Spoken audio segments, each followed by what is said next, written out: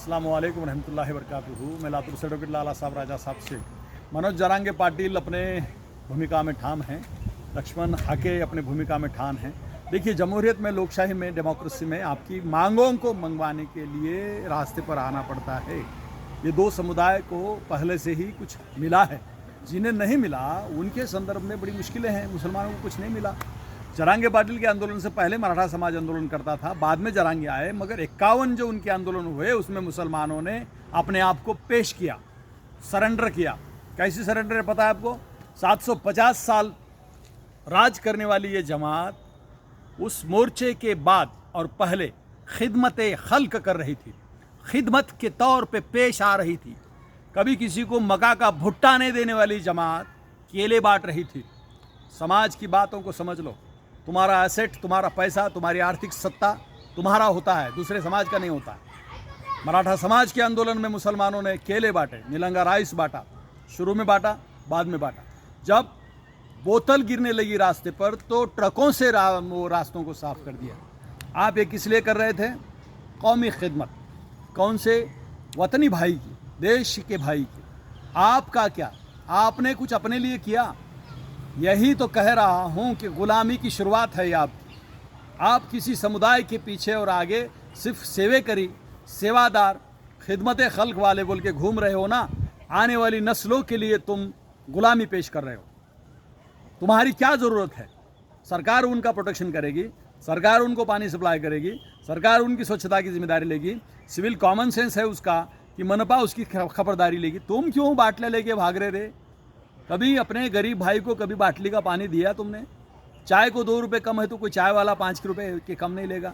लेकिन आप दूसरों के लिए बड़े पेश आते हो। यही तकलीफ है। जमहूरियत में आपने आपके लिए लड़ना चाहिए, आप दूसरों के लिए लड़ते हैं।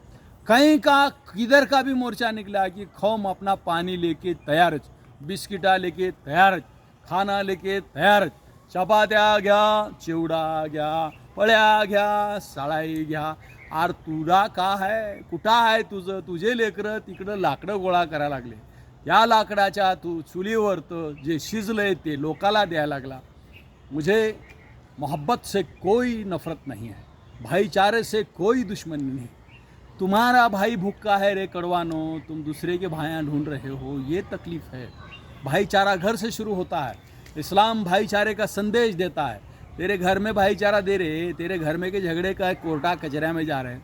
उर्दू शिक्षण संस्थाओं के 80% झगड़े धर्मादा आयुक्त में चल रहे हैं। ये भाईचारा है आपका? एक उर्दू स्कूल के 50 लपड़े हैं, भाईचारा ये है आपका? एक अप्रोल नहीं निकलता, कुख्यात इंद्राड़े हर मुसलमान की औरत को फंसाता है, उसका अप्रोल नहीं निकालता, ये भाईचारा है आपका? यही तो तकलीफ है। जब तक टेक्निकल ग्राउंड पे आप आपकी एकता नहीं बताएंगे, कौमी एकता पैदा नहीं होगी। मैंने आपको कल कहा, उत्तर प्रदेश के नगीना से चुनाव जीतने वाला भीम आर्मी का प्रेसिडेंट चंद्रशेखर दलित हित की बात करता है। आपसे वोट मांगने वाले प्रकाश अंबेडकर साहब ने कल फिर बयान दिया है।